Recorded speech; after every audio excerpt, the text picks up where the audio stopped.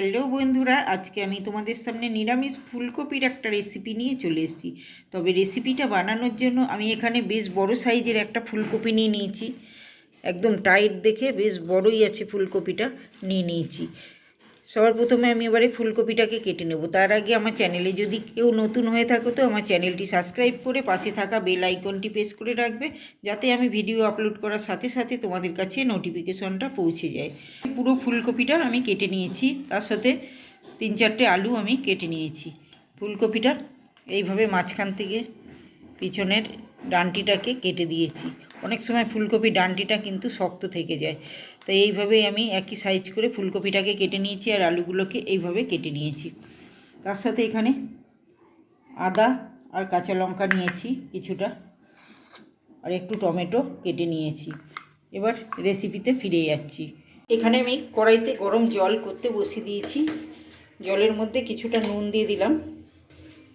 এবার ফুলকপিগুলোকে হালকা আমি গরম জলে একটু ভাপিয়ে নিচ্ছি। অনেক সময় ফুলকপির মধ্যে পোকা থাকে, পোকা থাকলে পোকাগুলো বেরিয়ে যাবে, তাই ফুলকপিটাকে হালকা 2-3 মিনিট একটু নাড়াচাড়া করে এটাকে আমি নামিয়ে নেব। বেশি সেদ্ধ করলে কপিগুলো কিন্তু পুরোপুরি গলে যাবে। কিছুক্ষণের জন্য এটা আমি ভাপাতে দিয়ে দিলাম। ওইদিকে ফুলকপিটা ভাপাতে দিয়ে আমি এখানে মিক্সির বাটিতে মশলাটা রেডি করে নিচ্ছি। কিছুটা গোটা জিরে দিলাম, কাঁচা লঙ্কা, আদাটা এবার মিক্সিতে ভালো করে পেস্ট করে নেবো একটু সামান্য জল দিয়ে। এখানে কিন্তু মশলাটা ভালো করে পেস্ট করে নিয়েছি। আর এদিকে ফুলকপিটাও আমার মোটামুটি ভাপানো হয়ে গেছে। ফুলকপির ডাঁটিগুলো দেখে বুঝতে পারছো হালকা সবুজ হয়ে গেছে। এবারে কিন্তু আমি কপিগুলোকে ভালো করে ছেঁকে তুলে নিচ্ছি। আমি ছাঁচা দিয়ে তুলছি, তোমরা ইচ্ছে হলে ঝুড়িতেও ছেঁকে নিতে পারো জলটাকে।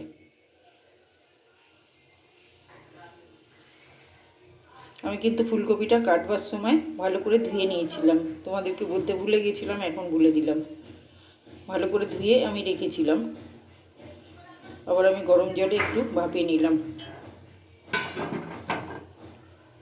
ডাঁটিগুলো দেখেই বুঝতে পারছো একটু ভাপানো হয়ে গেছে, ডাঁটিগুলো সবুজ সবুজ মতো হয়ে গেছে। সমস্ত কপিগুলো কিন্তু আমি জল থেকে তুলে নিয়েছি। কড়াইয়ের জলটা ফেলে কড়াইটা কিন্তু আমি খুব ভালো করে পরিষ্কার করে আবার গরম করতে বসিয়ে দিয়েছি। কড়াইটা প্রায় গরম হয়ে গেছে। কড়াইয়ের মধ্যে দিয়ে দিচ্ছি সর্ষের তেল।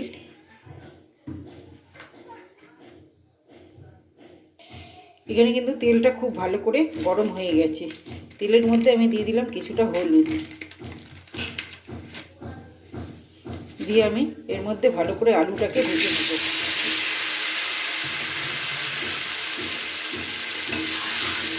আলুটাকে ভাজতে দিয়ে দিলাম। আলুটা ভাজা হলে তারপরে আবার তোমাদেরকে দেখাচ্ছি। এখানে আলুটাকে ভাজতে দিয়েছিলাম, আলুটা কিন্তু একদম লাল লাল ভাজা হয়ে গেছে। আলুটাকেও আমি তুলে নিচ্ছি। সমস্ত আলুগুলোকে আমি তুলে নিলাম। এবারে ভাপিয়ে রাখা ফুলকপিটাকেও আমি ভেজে নেব। একবারেই আমি ভেজে ওটাকে বসিয়ে দেবো। এখানে শুকনো লঙ্কা, তেজপাতা আর গোটা জিরে দিয়ে দিলাম ফোড়নে।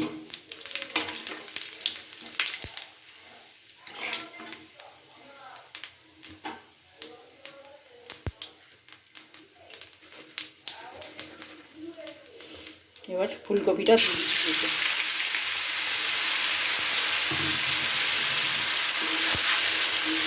খুব ভালো করে এটাকে নাড়াচাড়া করে আলুর মতোই একটু লালচে করে আমি ভেজে নেব।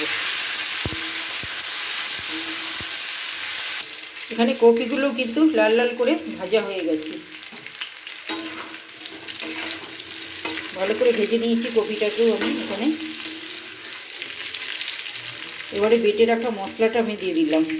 আদা, কাঁচা লঙ্কা আর জিরে বাটা,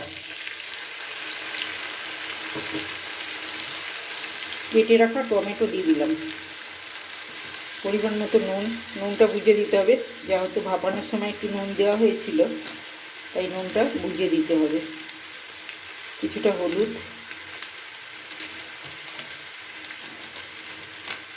আর এখানে লঙ্কার গুঁড়ো দিলাম।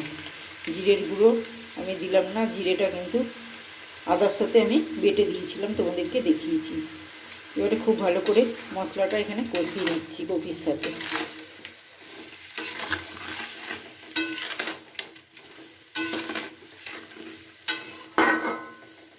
এটা বেশ কিছুক্ষণ কষিয়ে নিতে হবে।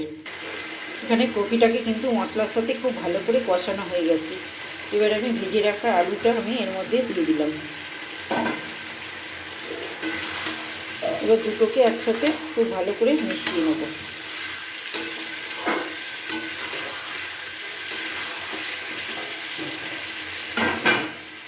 মিশিয়ে নিয়ে আমি এখানে মটরশুঁটি অ্যাড করে দিলাম।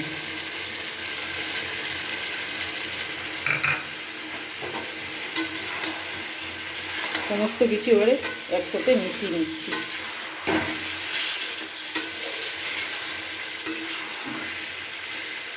এখানে সমস্ত কিছু মিশিয়ে কিন্তু ভালো করে আমি কষিয়ে নিয়েছি। মশলাটা একদম ভাজা ভাজা হয়ে মশলা দিয়ে কিন্তু তেল ছাড়া শুরু করে দিয়েছি। এবার আমি পরিমাণ মতো জল দিয়ে দিচ্ছি। মটরশুঁটিটা পরে দিলাম যাতে কালারটা খুব ভালো থাকে, না হলে মটরশুঁটির কালারটা নষ্ট হয়ে যায় কিন্তু আগের থেকে মটরশুঁটিটা দিলে, তাই আমি ওটা পরে দিলাম।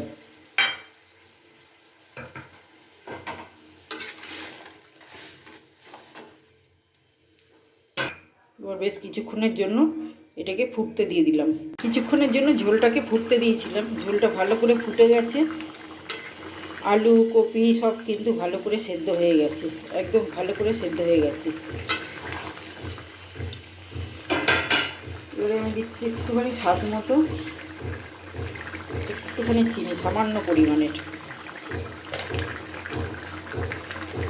একটু ঘি,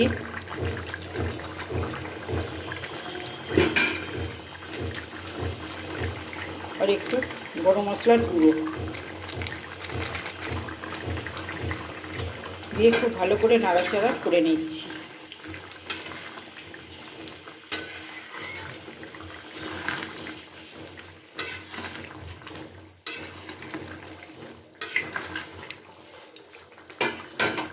নাড়াচাড়া করে এবার আমি কিন্তু এটাকে নামিয়ে দেবো।